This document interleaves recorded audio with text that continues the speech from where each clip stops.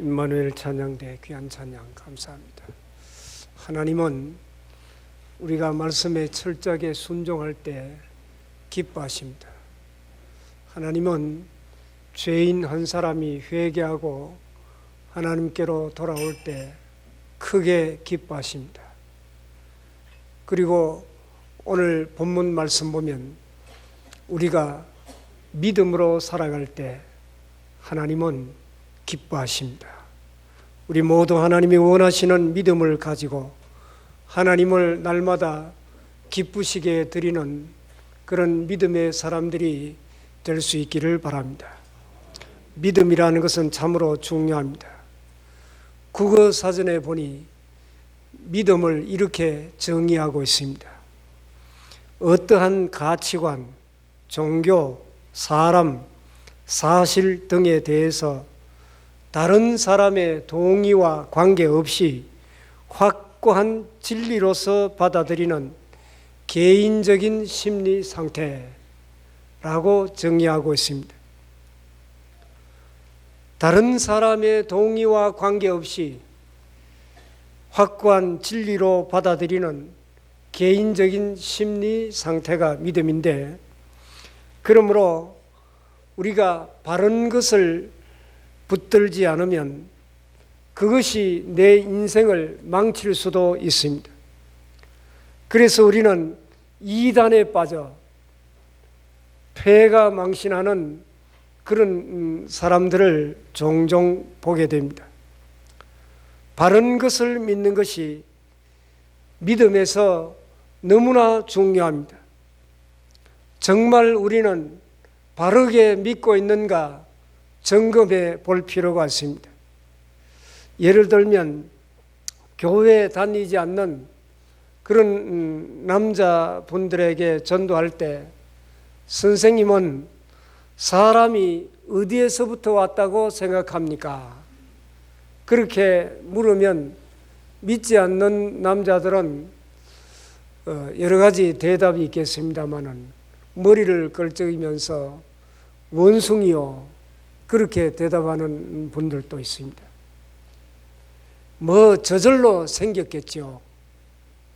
우연히 이 사람이 이 땅 위에 존재할 것입니다.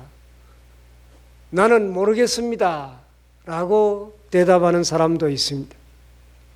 현대는 유전공학이 발달해서 사람과 원숭이의 DNA 유전자 배열이 완전히 다르기 때문에 원숭이가 사람이 결코 될 수 없다는 것이 밝혀졌습니다. 그렇기 때문에 과학이 발전할수록 이제는 하나님을 믿고 하나님을 인정해야 될 텐데 그렇지 못한 사람들이 너무나 많습니다. 더 물어봅니다. 그러면 사람이 죽으면 어디로 갑니까? 그렇게 질문을 하면 내가 그것을 어떻게 합니까? 죽어봐야 알죠. 아니, 죽으면 모든 것이 끝이 아닙니까? 그렇게 대답하는 분들이 많습니다. 여러분, 죽으면 모든 것이 끝이다 라고 생각하는 것도 믿음입니다. 특히 한국 사람은 죽으면 저승사자가 와서 데리고 간다고 그렇게 믿고 있는 사람들도 있습니다. 그러나 우리 그리스도인들에게 질문을 해보면 사람이 어디에서부터 왔습니까? 물으면 하나님께로부터 왔습니다. 그렇게 자신 있게 대답합니다. 그러면 죽으면 어디로 갑니까? 여러분, 죽으면 어디로 갑니까? 천국으로 갑니까? 지옥으로 갑니까? 우리는 다 천국으로 갑니다. 일괄적으로 대답이 동일합니다. 우리는 다른 사람의 동의에 관계없이 내가 확실하게 믿는 믿음의 상태를 믿음이라고 하기 때문에 믿음의 근거가 무엇인지 정확하게 점검해 볼 필요가 있습니다. 여러분, 소문은 어디에서부터 옵니까? 소문은 사람의 말에서부터 시작이 됩니다. 그런데 사람의 말은 잠깐은 맞지만은 그렇지 않는 경우도 많이 있습니다. 아무개 집사님은 법 없이도 살 사람이야. 정말 좋은 사람이야. 그렇게 얘기를 할 때 그 사람 참 마음도 좋고 그래. 동의를 하지만은 집에 가서 부부싸움을 하는 순간에 그 말이 틀린 말이 됩니다. 그 사람도 법이 필요합니다. 우리의 믿음의 근거가 사람의 말에 두면 안 됩니다. 성경은 정확하게 믿음의 출처를 이야기합니다. 로마서 10장 17절에 그러므로 믿음은 들음에서 나며 들음은 그리스도의 말씀으로 말미암았느니라. 믿음은 들어야 믿음이 생깁니다. 그런데 그 믿음의 근거는 그리스도의 말씀, 하나님의 말씀으로 말미암는다 그랬습니다. 저승사자 이야기는 전설의 고향에서 많이 들어왔기 때문에 그런가 보다 그렇게 믿지 않습니까? 그런데 예수 믿는 사람은 믿음은 어디서부터 오는가? 바로 하나님의 말씀에 근거를 두어야 됩니다. 우리가 하나님의 말씀을 붙들고 신앙생활을 할 때 그 믿음을 하나님이 기뻐하신다는 것입니다.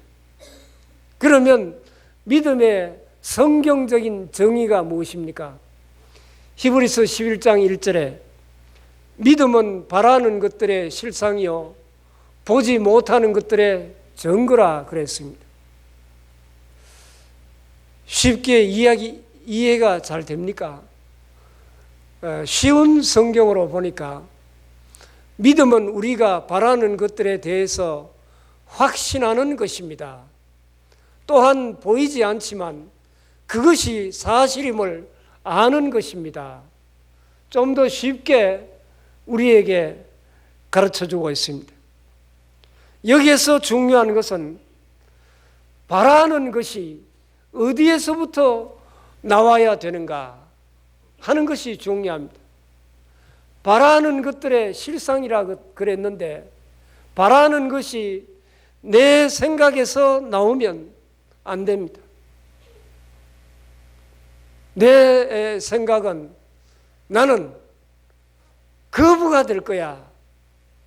그렇게 내 생각으로 그렇게 말하고 믿는다면 그것은 온전한 믿음이 아닙니다. 하나의 망상에 지나지 않습니다. 바로 하나님의 말씀에서 모든 바라는 것이 나와야 된다는 것입니다. 하나님을 기쁘시게 하는 믿음은 하나님의 말씀을 의지하고 하나님의 말씀을 붙잡는 그런 믿음을 가지고 있을 때 그 믿음을 하나님이 기뻐하십니다. 우리는 히브리서 11장을 믿음장이라 그렇게 부릅니다. 그래서 믿음의 선진들을 쭉 나열하여 그들의 믿음을 소개하고 있습니다.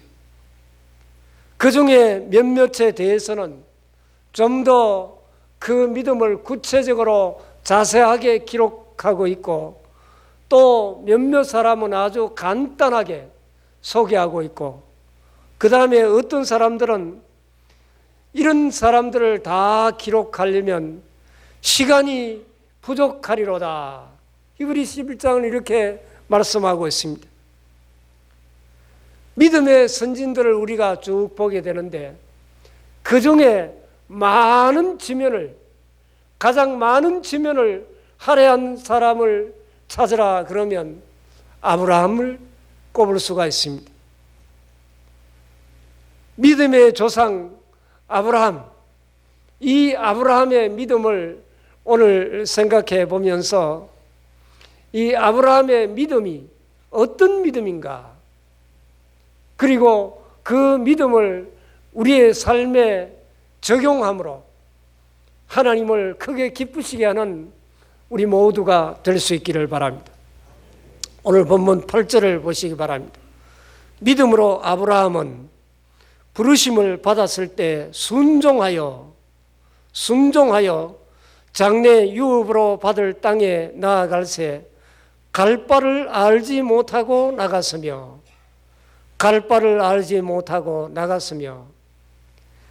아브라함에게 있어서 믿음은 하나님께서 본토 친척 아비 집을 떠나라 했을 때 어디로 어떻게 가야 할지 몰랐지만은 하나님의 말씀에 즉시 순종하는 떠나는 믿음이었습니다. 아브라함이 고향 친척 아버지의 집을 떠나라는 명령을 받았을 때 창세기에 보면 그 나이가 75세였음을 밝히고 있습니다. 왜 75세라는 이 사실을 기록해 두었을까? 그 당시에는 100세가 넘게 살았지만은 75세라 그러면 장년 중에도 장년에 속합니다. 다시 말하면 이 나이에 저 멀리 다른 도시로 가서 살아라. 그렇게 이야기를 했을 때 그 나이에 다른 도시로 가서 이제 기반을 닦고 살 그런 힘과 능력이 부족한 나이입니다. 이제는 고향에서 아버지의 유산을 가업으로 물러받아 편안하게 아주 잘 살고 있는 그런 나이였습니다. 아브라함이 75세에 고향을 떠나 미지의 세계 먼 길을 가서 가나안 땅에 가라 했을 때 그곳이 어떤 곳인지 어떻게 가야 할지 알지 못하는 그런 험악한 길이었습니다. 그러기에 아브라함은 내가 이 나이에 어떻게 거기에 가서 살 수가 있겠습니까? 얼마든지 변명할 수도 있습니다.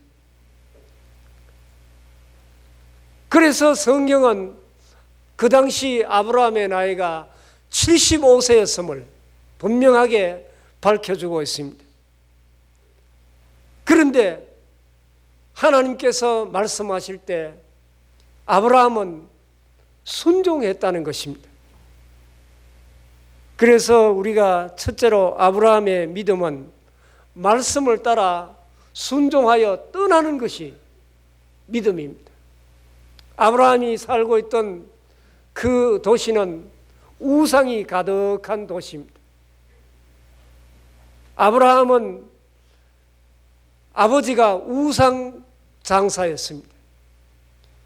우상을 팔아서 이제 아주 부유한 그런 삶을 살고 있는데 그 가업을 물려받아 편안하고 돈 잘 벌고 아주 잘 사는 그런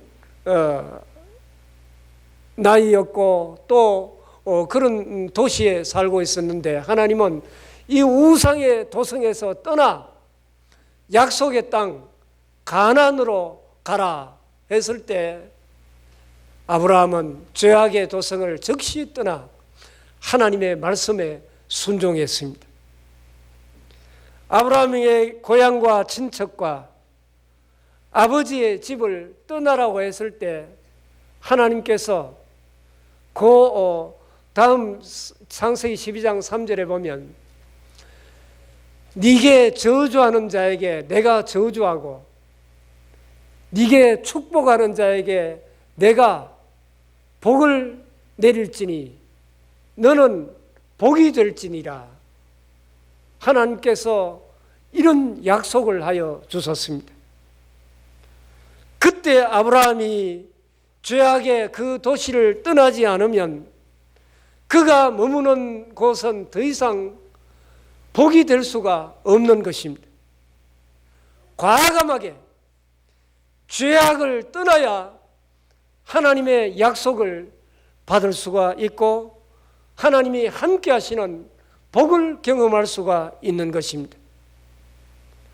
하나님은 나그네의 인생을 살아가는 우리들의 갈 길을 이미 다 알고 계십니다. 하나님을 믿고 하나님을 의지하고 과감하게 믿음으로 죄악의 그 도성을 떠날 때 시편 23편에 기록된 대로 여호와는 나의 목자시니 내가 부족함이 없으리로다 하는 이 은혜, 하나님이 함께 하시고 하나님이 도우시는 그런 복을 체험하게 되는 것입니다. 여러분, 하나님이 떠나라고 할 때 과감하게 내 삶을 정리하고 죄악을 청산하고 순종하는 그 자리를 떠나는 믿음의 사람들이 될 수 있기를 바랍니다. 그 다음에 본문 17절을 보시기 바랍니다. 아브라함은 시험을 받을 때 믿음으로 이삭을 드렸으니 그는 약속들을 받은 자로 돼 그 외아들을 드렸느니라.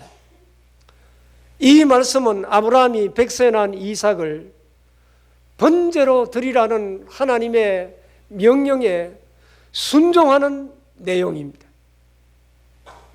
여기서 아브라함을 통해서 두 번째로 믿음이 뭔지를 우리에게 보여주고 있습니다. 백세에 얻은 그 아들 이삭이 청년이 되었을 때 하나님은 그 아들을 모리아 산으로 데리고 가서 번제로 드리라는 명령을 내립니다. 이 청천벽력 같은 하나님의 명령을 받고 아브라함은 얼마나 힘들고 고민이 되었겠습니까마는 즉시 순종하여 행동에 옮깁니다. 두 번째로 믿음은 하나님을 위하여 나의 가장 소중한 것을 포기하는 것이 믿음입니다. 우리가 좋은 환경 속에서 더 가지려고만 하지 말고 하나님을 위하여 내가 포기하고 헌신하고 드릴 것이 무엇인가? 내가 더 많은 것을 가지고 싶지만은 주님의 영광을 위하여 포기할 때 하나님은 그 믿음을 기뻐하신다는 것입니다. 모세를 보십시오. 모세는 바로 공주의 아들로 왕의 가족으로서 세상의 모든 부귀 영화 명예 권세를 누릴 수 있었지만은 그러나 그 모든 것을 포기하고 하나님의 백성과 함께 고난받기를 잠시 죄악의 낙을 누리는 것보다 더 좋아했다고 성경은 우리에게 소개하고 있습니다. 사랑하는 교회 여러분, 포기는 작은 것부터 연습을 해야 가능합니다. 한국 문화는 큰 것 하나만 하면 다 되는 줄로 압니다. 그러나 신앙은 그것이 아닙니다. 내 생활의 작은 것 하나에서 주님께 순종하는 그 하나하나가 쌓여서 우리는 큰 일을 이룰 수가 있는 것입니다. 오늘 교회에 나오시면서 주의 일을 열심히 하리라 다짐을 하면서도 부부싸움도 아직도 못 끝내는 그런 분들이 있습니다. 여러분, 이런 작은 것부터 우리는 청산하고 승리할 수 있어야 됩니다. 여러분, 부부싸움에서 승리하려면 내가 져주면 간단합니다. 내가 잘못해서 내가 미안해. 내가 포기하고 내가 지면 승리합니다. 그것이 잘 훈련될 때 점점 더 주님을 닮아가는 삶을 살아갈 수 있습니다. 결혼한 지 20년, 30년이 되어도 아직도 서로 이기려고 토닥토닥 그저 싸우는 분은 어린아이나 마찬가지입니다. 여러분, 오늘 부부싸움을 청산하고 끝내기를 바랍니다. 내가 먼저 져주고 내가 먼저 양보하고 그렇게 하면 반드시 승리하게 됩니다. 이런 삶의 훈련들이 하나씩 쌓여서 하나님의 영광을 위하여 포기할 때 순종할 수 있습니다. 주님은 오늘 우리에게 이런 믿음을 원하십니다. 왜 떠나고 왜 포기해야 됩니까? 주님이 그것을 원하시기 때문에 그렇습니다. 아브라함은 바로 이러한 하나님의 명령을 따라서 아들을 포기합니다. 이 아들을 포기할 때 아브라함이 어떤 마음으로 포기했는지 성경은 창세기 22장을 히브리 11장에서 이렇게 해석하고 있습니다. 창세기 22장 12절에 사자가 이르되 그 아이에게 내 손을 대지 말라. 그에게 아무 일도 하지 말라. 내가 내 아들 내 독자까지도 내게 아끼지 아니하였으니 내가 이제야 내가 하나님을 경외하는 줄을 아노라. 하나님은 아브라함의 아들 이삭을 죽이지 않았습니다. 죽이려고 하는 순간에 하나님의 사자가 급히 그 손을 붙잡고 죽이지 말라고 이야기합니다. 그리고 이제야 내가 나를 사랑하는 줄을 알겠노라. 그렇게 말씀하셨습니다. 여러분, 포기는 하나님의 사랑, 하나님의 능력을 알았기 때문에 가능했습니다. 오늘 가서 부부싸움을 하다가 그래, 오늘 내가 설교를 듣고 더러워서 내가 져준다. 그렇게 이야기를 하는 것은 오기지 믿음이 아닙니다. 여러분, 더 중요한 것은 하나님의 뜻에 순수하게 순종해놓고 포기해놓고 내가 그것을 떠벌리고 자랑하면 교만이 됩니다. 이것은 우리가 저지르기 쉬운 실수입니다. 끝까지 포기하는 성도들에게는 주님을 사랑하는 뜨거운 열망이 있어야 됩니다. 주님 때문에 져주고 주님 때문에 포기하는 것을 주님이 기뻐하십니다. 사랑하는 교회 여러분, 잘 버릴 수 있기를 바랍니다. 포기할 수 있기를 바랍니다. 주님이 원하시는 것이라면 내가 붙들고 싶고 지키고 싶고 간직하고 싶은 것이라 할지라도 그것을 과감하게 포기하고 드릴 수 있는 이런 믿음을 가질 수 있기를 바랍니다. 이것이 주님께서 우리에게 원하시는 믿음이기 때문입니다. 본문 18절 말씀을 보시겠습니다. 그에게 이미 말씀하시기를 내 자손이라 칭할 자는 이삭으로 말미암으리라 하셨으니 자식이 없었던 아브라함에게 너의 후손이 하늘의 별과 같이 땅의 모래알처럼 많아지리라. 그렇게 약속으로 주셨던 아들이 바로 이삭입니다. 그런데 그 약속의 아들을 하나님은 잡아 죽여서 번제로 바치라고 말씀하십니다. 그런데 아브라함은 이 아들을 죽이면 하나님의 약속이 이루어질 수 없을 텐데. 그렇잖아요. 그런데 고민하지 않고 그 말씀에 순종합니다. 아브라함이 이삭을 드릴 때 어떤 마음으로 드렸겠습니까? 19절 말씀을 보십시오. 그가 하나님이 능히 이삭을 죽은 자 가운데서 다시 살리실 줄로 생각한지라. 비유컨대 그를 죽은 자 가운데서 도로 받은 것이니라. 아브라함은 아들을 드릴 때 이 아들을 죽여서 번제로 드려도 하나님은 없는 데서도 있게 하시는 전능하신 하나님이신데 죽은 자 가운데서도 살리실 줄 믿었기 때문입니다.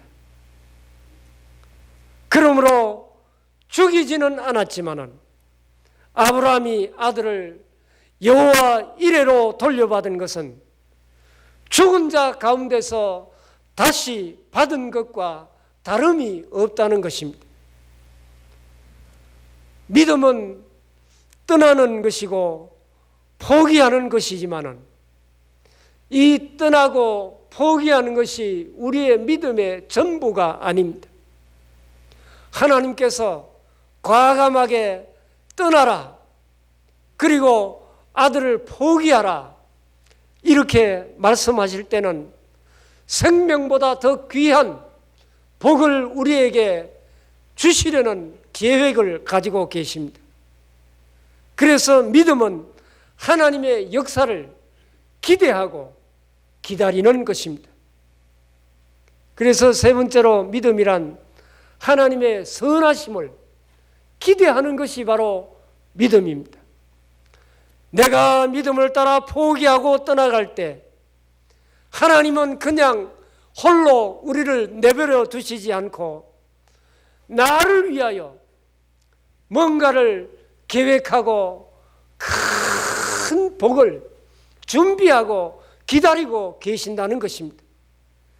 그래서 믿음에는 반드시 인내가 필요합니다. 아브라함은 실패해본 경험이 있는 사람입니다. 75세 부름을 받고 하나님께서 아브라함을 데리고 한밤중에 밖으로 나가서 아브라함아, 저 하늘을 바라보아라. 하늘의 뭇별을 보라. 그렇게 말씀하시면서 네 자손이 저 하늘의 별과 같이 많게 될 것이다. 땅의 모래알과 같이 번성하게 될 것이라는 약속을 허락하여 주셨습니다. 그때 아브라함이 하나님께 뭐라고 했습니까? 하나님, 나는 이미 나이가 75세나 되었는데 어떻게 그 사실이 가능하겠습니까? 나에게 신실한 종 엘리에셀이 있는데 그 종이 내 후계자가 될 것입니다 라고 말했을 때 아니다. 내가 너에게 아들을 반드시 주겠다. 그렇게 하나님께서 약속하셨습니다. 그런데 75세 하나님께로부터 이 약속을 받고 이제 하나님의 명령에 순종해서 가나안에 가서 하나님의 약속을 기다립니다. 10년을 기다려도 약속이 이루어지지 않습니다. 10년을 기다렸으면 얼마나 오래 기다렸습니까?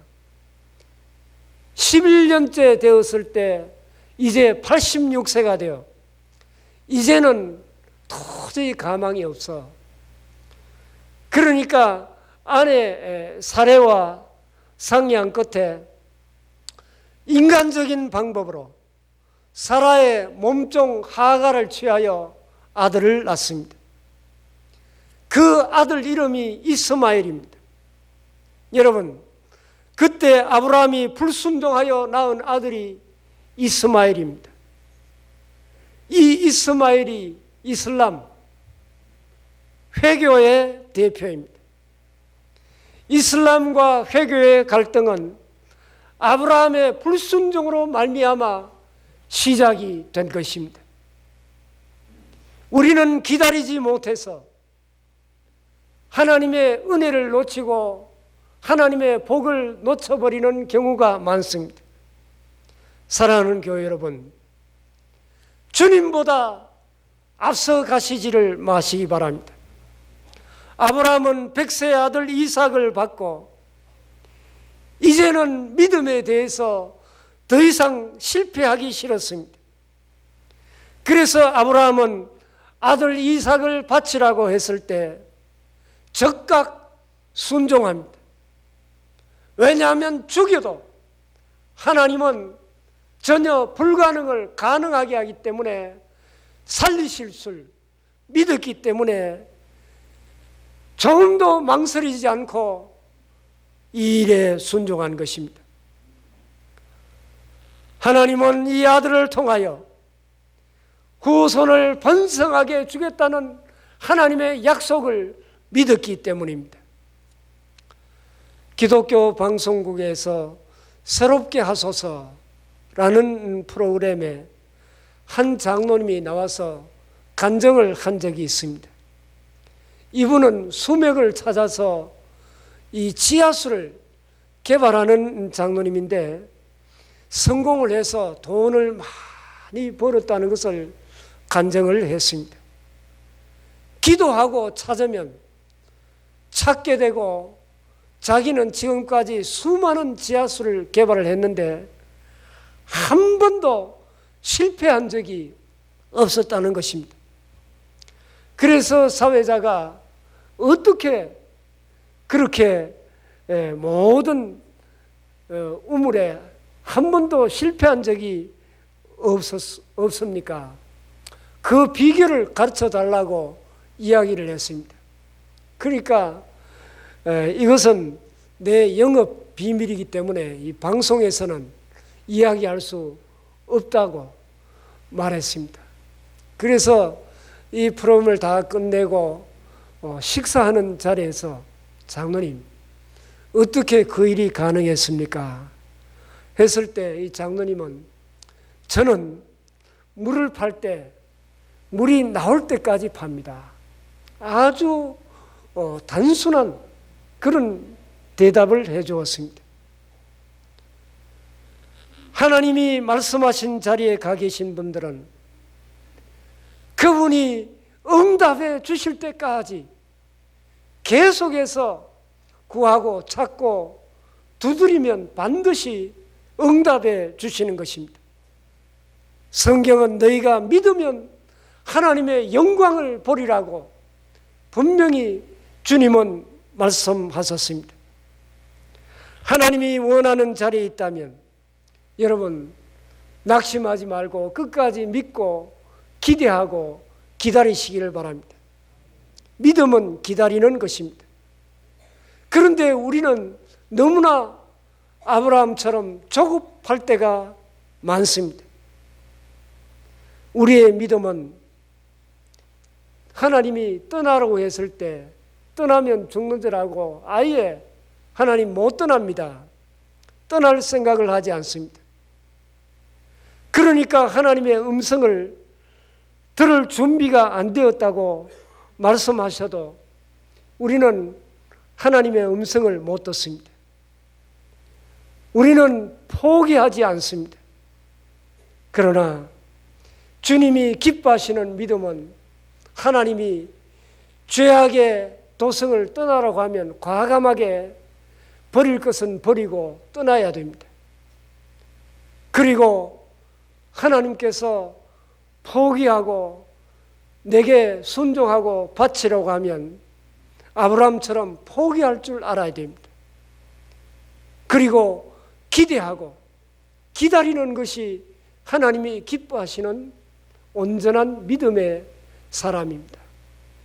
사랑하는 교회 여러분, 아브라함처럼 우리는 하나님을 크게 기쁘시게 하는, 하나님을 감동시킬 만한 그런 믿음을 가지고 늘 하나님을 기쁘시게 하는 믿음의 사람이 될 수 있기를 바랍니다. 아버지 하나님 감사합니다. 아브라함은 하나님의 약속을 믿고 고향과 친척 아버지의 집을 떠나라고 했을 때 즉시 떠났습니다. 아들 이삭을 바치라고 했을 때 자신의 생명보다 더 소중한 아들을 포기하고 하나님께 바쳤을 때 하나님께서 여호와 일의 복을 주셨습니다. 우리들도 아브라함처럼 하나님을 기쁘시게 영화롭게 하는 믿음의 사람들이 다 되게 하여 주시옵소서. 예수님 이름으로 기도하옵나이다. 아멘.